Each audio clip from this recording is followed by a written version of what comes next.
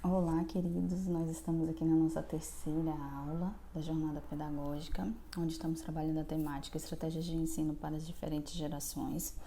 E estamos falando dos baby boomers, nós tratamos disso na segunda-feira. Geração X, nós falamos ontem, e hoje a gente vai se concentrar aí na geração Y. Tudo isso para a gente falar que cada classe da Escola Bíblica Dominical aprende de uma forma diferente e você tem que saber quais são essas características para escolher quais as melhores estratégias de ensino, que dessa forma você vai ter eles muito mais engajados e participativos nas suas aulas e assim aprendendo muito mais. Vamos lá? Bem-vindos novamente a essa jornada. Nós encerraremos ela na sexta-feira com um aulão às 20 horas, certo? Eu quero ainda pedir aqui, né, para quem não me segue lá no Instagram, me sigam, é gal.silvacardoso, para que vocês tenham acesso a outros materiais gratuitos que eu tenho colocado lá e tenha abençoado aí a vida de muitos irmãos. Bom, retomando aqui o conceito de gerações, a gente tem trabalhado que engloba o conjunto de indivíduos nascidos em uma mesma época. E o que acontece nesse período histórico dessa época, a revolução tecnológica ou não se houve nessa determinada época, vai condicionar a questão do comportamento, causando impacto direto na evolução da sociedade desse período, na forma como essas pessoas aprendem e como elas interagem com o mundo. Por isso que é um termo sociológico esse de gerações que estuda essa inter-relação, né, entre as pessoas e como elas se relacionam com o mundo, e isso tem a ver com a aprendizagem. Retomando, existem 5 gerações que são divididas e estudadas hoje. Os baby boomers, nascidos no ano de 40, a geração X, nascido no ano de 61, a geração Y, que é o que a gente vai estudar hoje, nascidos no ano de 81, a geração Z, nascidos em 96, e a geração Alpha, que são os nascidos em 2010. Bom, nosso foco de hoje é estudar então a classe de jovens e adultos, porque os da geração Y possuem hoje cerca de 25 e 39 anos e são os nascidos entre o ano 81 e 95. Bom, qual é o contexto histórico aí desse grupo? Eles também podem ser conhecidos, vocês podem encontrar em suas pesquisas, como geração do milênio, geração internet ou digital. Essa geração é de um contexto urbano e tecnológico, ficou grudadinho aí.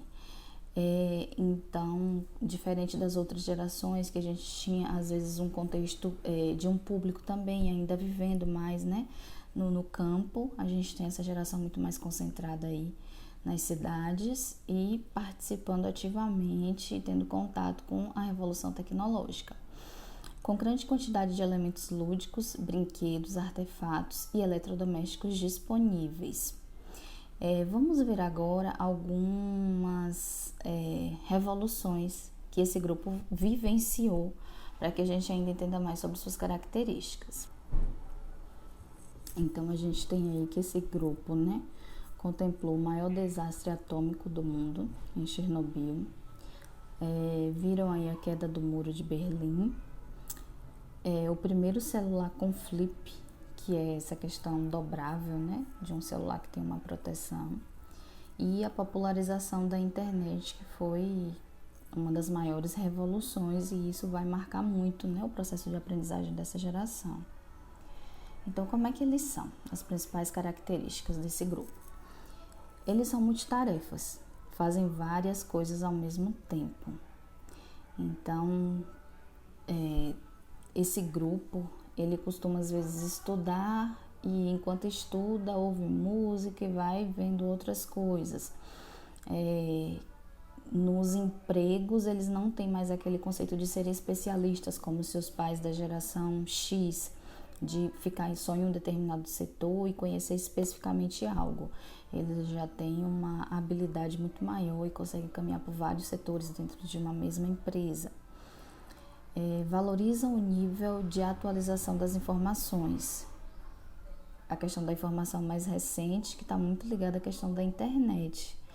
Então, é um grupo que estar sempre ali em contato com a internet e vai ficar ligado com relação à atualização de informações. É um grupo que se relaciona com informação de forma abrangente. Então, a questão de hiperlinks, o que é isso? Quando você, por exemplo, está dentro da internet, vendo uma determinada notícia e aí aparece um link, né? Clique aqui para saber mais, ou veja um vídeo, e aí de uma notícia ali que ele está lendo, ele consegue ir para um vídeo. Do vídeo ele pode clicar e ir para dentro de um blog, e assim vai. Então, ele consegue caminhar, né, por ver várias informações ao mesmo tempo e vai vendo aquilo que lhe interessa, mas a leitura é pouco profunda, o que é preocupante aí para a questão dos estudos dessa geração. E eles são bastante críticos, né, e se julgam constantemente. Isso é positivo, porque a criticidade é importante para o ser humano, né, ele saber se posicionar, saber argumentar, e a criticidade ajuda nessa questão. Mas é um grupo muito mais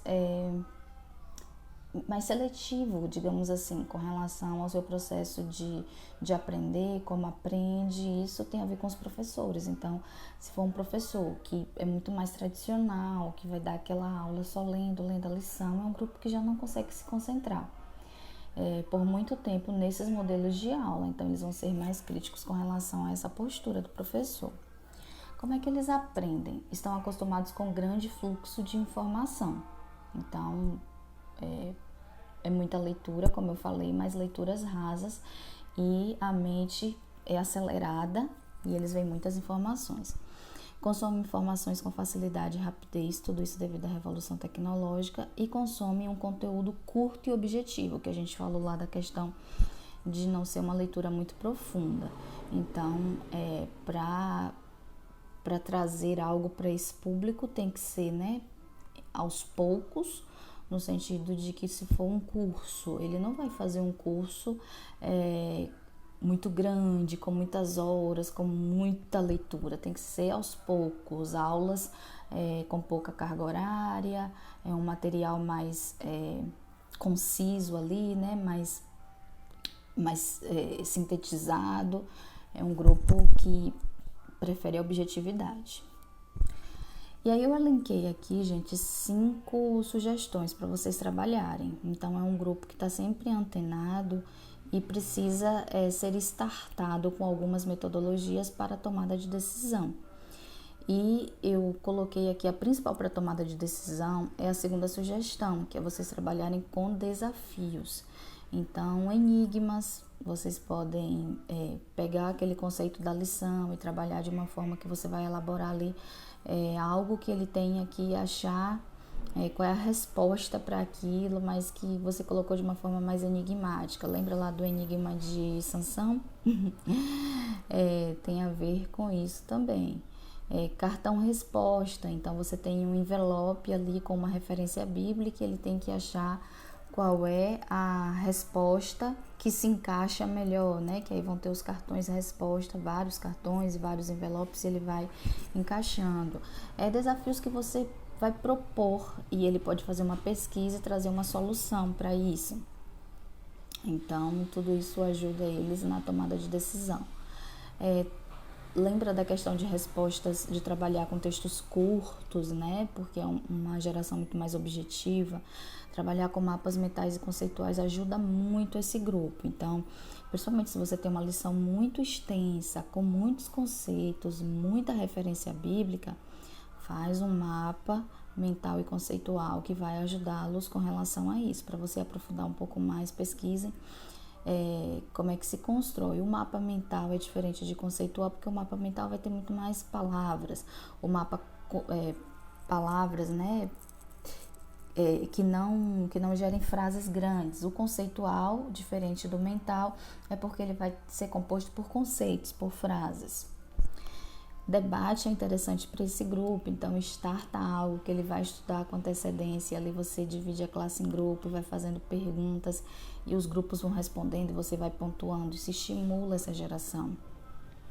Explorar exemplos, contextualização atual, com notícias, Como essa geração é muito antenada, né, ligada aí com a internet, está sempre o tempo todo buscando informações, aquele conceito bíblico que você está trabalhando busca essa aplicabilidade no mundo de hoje, e como é que você pode trazer uma notícia que trabalhe aquele conceito que você está ali explorando. Então, uma das lições desse trimestre de adultos da CPAD foi falar sobre cura divina. Podia muito bem contextualizar aí com a questão da pandemia, a permissividade, né, de Deus com relação a cristão, né, ficar doente, mas que a gente tem um Deus que pode todas as coisas e que a gente recorre a Ele. Então, isso é contextualizar. Utilizar tecnologia. Então, tem oportunidade. Esse grupo, se vocês tiverem aí, a maioria deles tendo celular em sala, tendo acesso à internet, pesquisa antes, pergunta para eles, e aí insere algum aplicativo que você consiga ali trabalhar e dinamizar suas aulas, certo? Então, invistam nesse grupo, embora ficou o título ali Baby Boomers, mas é a geração X, certo? É a geração Y, que você tanto vai ter esse grupo aí, uma parte na classe dos jovens e outra parte vai estar na classe dos adultos. E como a gente está falando aqui de faixa etárias, e a escola bíblica não necessariamente trabalha em agrupamento, né, por idade, mas, por exemplo, a gente considera aí a classe dos jovens, os que não são casados ainda, a classe dos adultos, os que já são casados. Então, a gente vai ter na classe dos adultos ainda pessoas que às vezes são mais novas. Então, você tem que mesclar a sua aula de uma forma que você tenha aí, às vezes, mais de uma geração numa mesma classe. Então, mescla as atividades de forma que você atenda ali os grupos que você tiver. Espero que esteja sendo útil, né, essa semana de jornada para o planejamento de vocês. Quero enfatizar aí que a gente vai até sexta-feira com a pré-matrícula do curso de planejamento de aulas dinâmicas.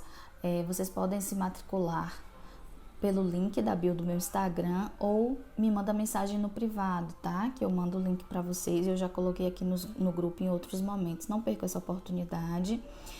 Relembrando que vocês terão nesse curso aí 4 módulos, mais videoaulas, aulas online e acompanhamento do desempenho. Então, não é um curso que você faz e fica lá solto, né? É um curso prático mesmo, você vai aplicar e eu vou acompanhar e dar feedback, certo? Deus abençoe.